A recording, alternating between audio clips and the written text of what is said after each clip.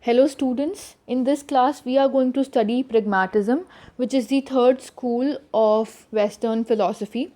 Pragmatism in education was created by John Dewey. He applied pragmatism philosophy in his progressive approaches. He believed that learners must adapt to each other and to their environment. Some characteristics of pragmatism include education as life. Traditional education is dead and lifeless. The students are passive recipients without any dynamism and push. Real knowledge can be gained by activity, experiments, and real life experiences, or so is believed under the school of pragmatism. Other characteristics include education as growth, education as continuous reconstruction of experiences, as a social process which helps develop desirable qualities, that is required in a sociable person. Also, education as responsibility of the state, since it is the birthright of a child. Some principles of pragmatism are: truth is ever changing, truth is formed by its result, problems are motives of truth. So, human life is a laboratory where each individual undertakes various experiments to solve a problem as he confronts in his growth and development. The success of the experiment is the search for the truth. Then, another principle is that man is a social being. There are also principles of utility, importance of manpower, importance of present and future. There's opposition to fixed ideals and values, opposition to social customs and traditions as well. Another principle includes faith, seen as pluralistic, reality in making, and faith in its flexibility. Since the world is changing and everything is under a process of change, nothing is fixed and final in this world.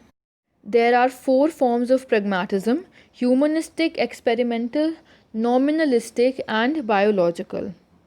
Humanistic pragmatism is found in social sciences. According to the satisfaction of human nature, the criteria of utility in philosophy, in religion, and even in science, man is the aim of all thinking, and everything else is a means to achieve human satisfaction.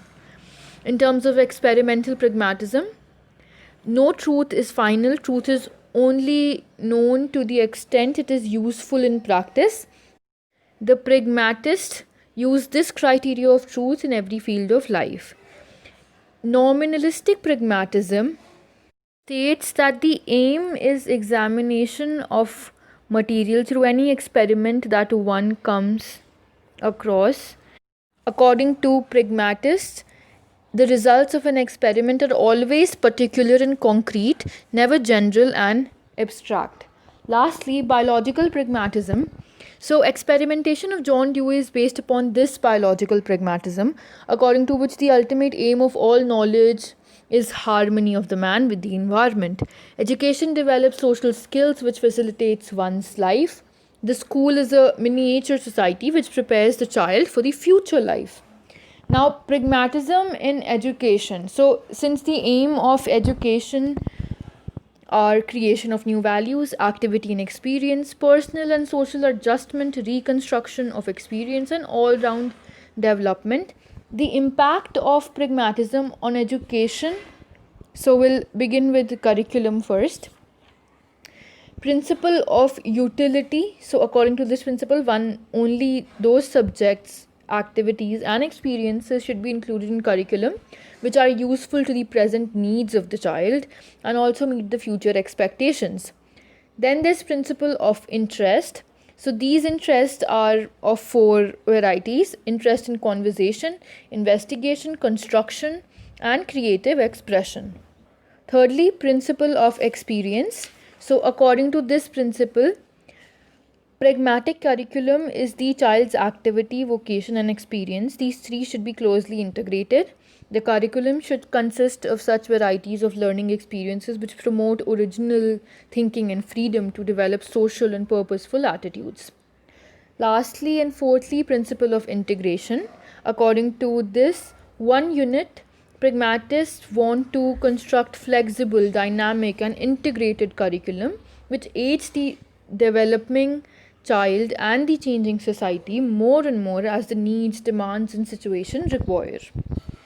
In terms of methods of teaching, project method is a contribution of pragmatist philosophy in education.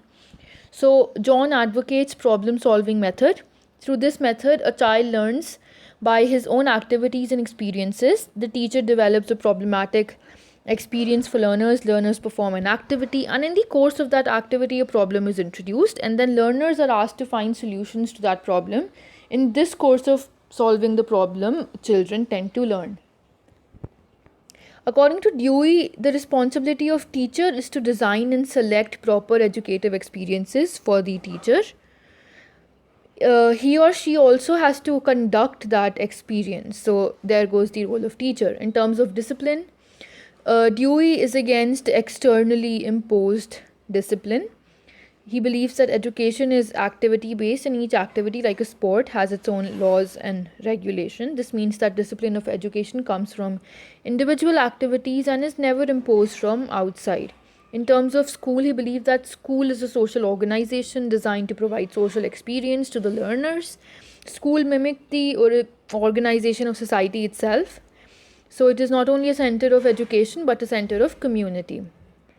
Now, pragmatism is better than other methods or the schools in terms of construction of project method, importance given to the child, emphasis on activity, faith in applied life, social and democratic education, and infusion of new life in education.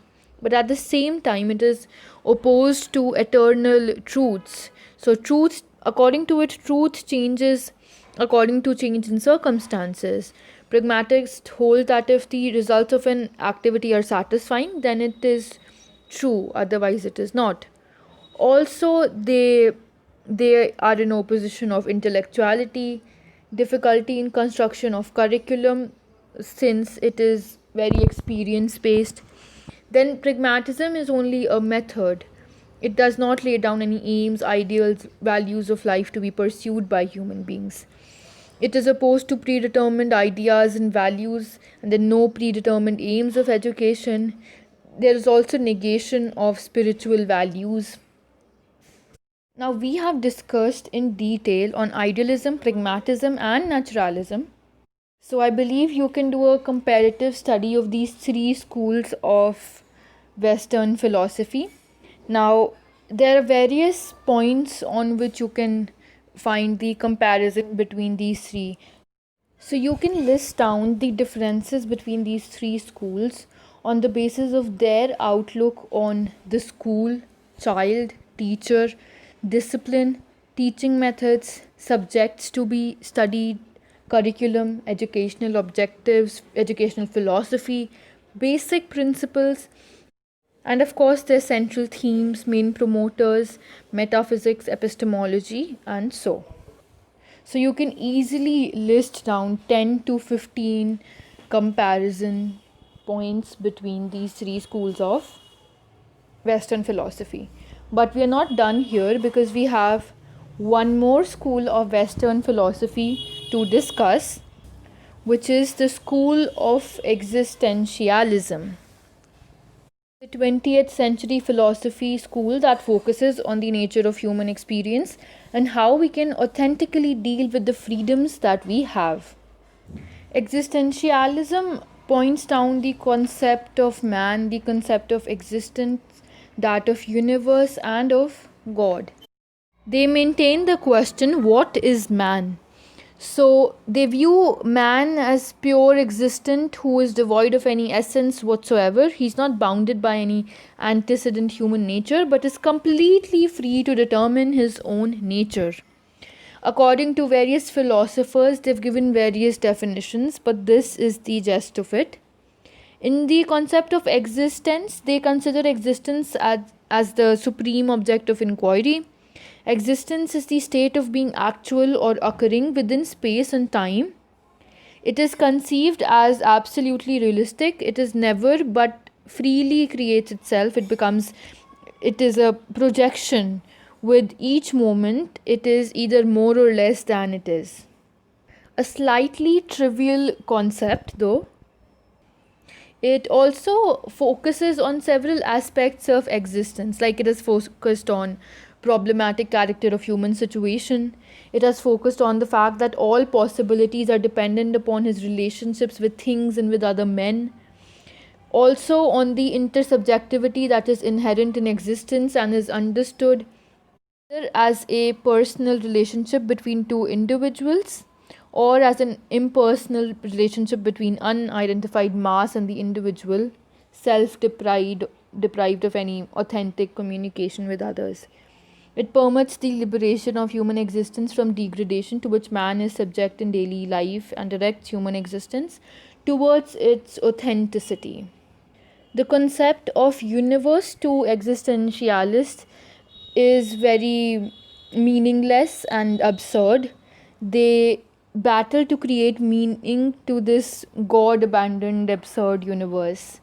So, similarly, the concept of God is divided into two, theist and atheist, the meaning of which we had already discussed below. We'll discuss this topic, this school of Western philosophy, that is existentialism, in further detail in the next video. And until then, if you have any doubt, feel free to contact us.